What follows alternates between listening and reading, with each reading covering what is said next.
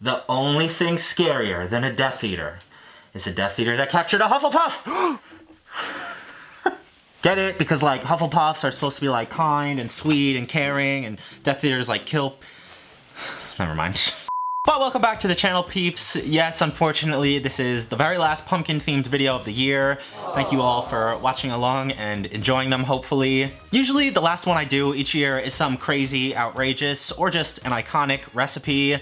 And I figured there was nothing more iconic and like transformative in online entertainment this year than TikTok. The videos I've done about TikTok recipes have certainly done well, and I figured I would go back and take the most iconic recipe from each of the 3 videos I did, not only make them better, but pumpkin spicify them too. We're gonna be doing the whipped coffee, the egg sandwich hack, and how could we possibly leave out the Cloudbread.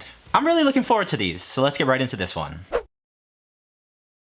Naturally, I think it makes the most sense that we start with the whipped coffee, and for that I grabbed some vanilla soy milk and instant espresso, pumpkin pie spice, some sugar, and some hot water. If you missed out on the original video where I made this, all you really need to know that this is super simple. It's 1 part sugar, instant coffee, and boiling water, and somehow, someway, when you whip it for about 90 seconds, it comes out like this. I sprinkled in a generous dash of my pumpkin pie spice, I steamed my soy milk on a very low burner and then combined the 2 together. And that's really it. Our appetizer slash pick-me-up is ready to be tasted. Honestly, recipes like this do kind of always feel like a pointless exercise to keep separate and then just bring down here and mix 2 minutes later. Like, I could have just mixed it all upstairs in the kitchen where if I make a mess and spill, it's not a big deal. At least it looks cool though. These things are so damn good.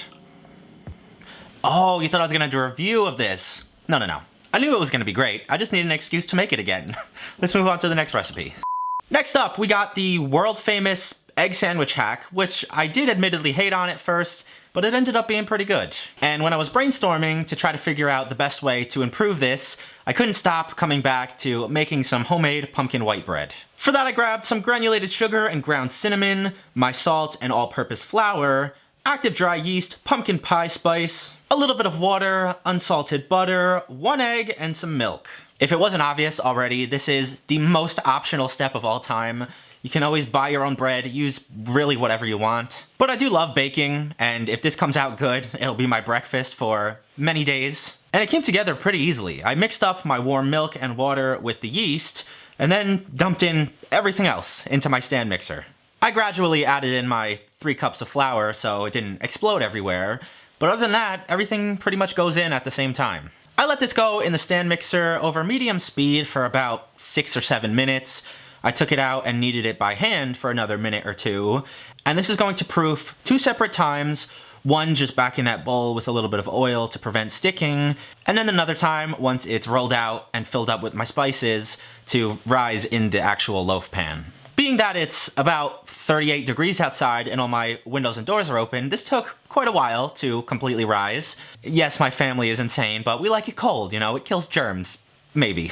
Eventually I baked this off at 350 degrees for about a half hour, and it came out looking and smelling pretty darn good. I love how defined the swirly pattern is, so I set that to the side and grabbed everything else I was gonna need to make the sandwich. Lots of yellow onions, salt and pepper, and my bread, some cheddar cheese, butter, a couple eggs, and some very thick cut bacon.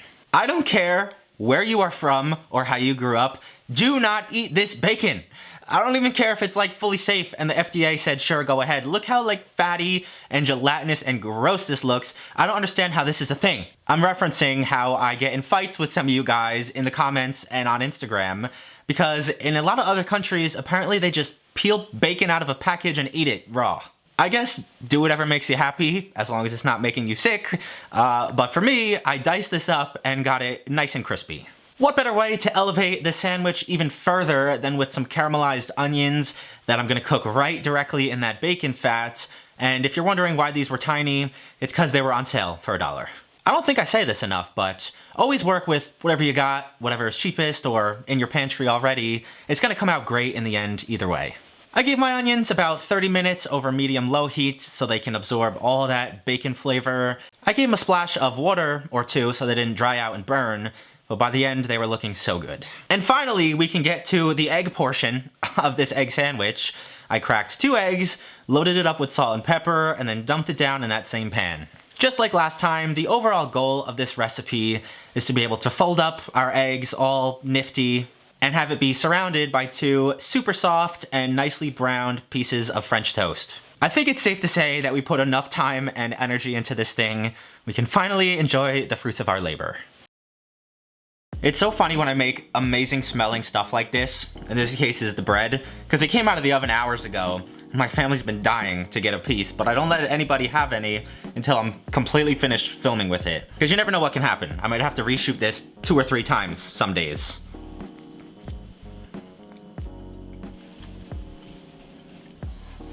Let's go. This is incredible. This is like the world's best hangover food. It's salty and sweet, it's calorie rich for sure, and it's like filling and satisfying. It's a perfect proportion of like eggs and filling to bread. I could eat this every single day. I guess we can move along to see what the 3rd recipe has to offer, but I'm pretty happy right now. Lastly is the infamous Cloudbread, which did not come out too hot last time. It was super sticky and like gross tasting. It had the texture of mattress foam, so I'm just gonna abandon that recipe for the most part. To make David's Cloudbread 2.0, grab yourself some granulated sugar and pumpkin pie extract, cream of tartar and salt, some cake flour and vanilla extract, whatever kind of food dye you'd like, and a ton of eggs. Some of you might be able to tell just by the ingredients what I'm riffing off of. This is essentially going to be an angel food cake with a pumpkin and hopefully lighter twist. I know angel food cakes are pretty much a thing of the past. They're not too popular these days, but I've always enjoyed them. My grandma has always made them for me. And hopefully this one will live up to her standards. I mixed together my cake flour, the salt, and sugar in a separate bowl. I separated a dozen eggs. Yes, we're gonna need 12 egg yolks for this thing. There's gonna be no other leavening in sight here. And then along with some cream of tartar and a cup of sugar, I whip these up to a glorious medium peak. Typically angel food calls for softer peaks because you want a more delicate texture, and Cloudbreads call for extremely stiff peaks, so I'm gonna try to get somewhere in the middle here. Don't forget your flavorings and food coloring, like I almost just did, and then finish this off by very carefully sprinkling in your dry mixture and folding everything together to preserve as much air in those egg whites as possible. I pour this down into my foil tube pan. I kind of love using these because, as you'll see at the end, they are so easy to get out and prevent any sticking from happening. But I made sure there weren't any air pockets, and I filled this thing up about 3/4 of the way and baked it at 325 for about 40 minutes. I made sure to let this cool completely upside down so it didn't get collapsed by its own weight. And then, like I said, my trick with these is literally just to peel off the foil. Not only is this one less thing to wash afterwards, but it's not like you're gonna reuse this anyway, so why fuss around trying to like scrape the sides when you can just peel it out? And finally, I got myself a slice, and it is time to try this thing. I guess be careful if you do what I just did. I cut my finger on the foil and didn't even realize until right now. But gather round, my TikTok-obsessed children, gather round. We're about to see a real edible version of your famous Cloudbread. Wow. It's just like a dish sponge that you can eat.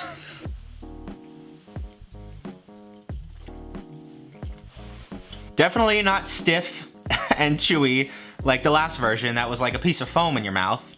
This is much more like a light cake that melts in your mouth.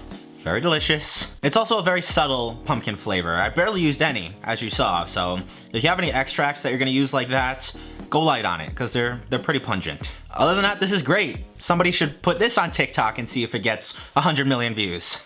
But I hope you guys enjoyed today's video and this year's Pumpkin Spice Month.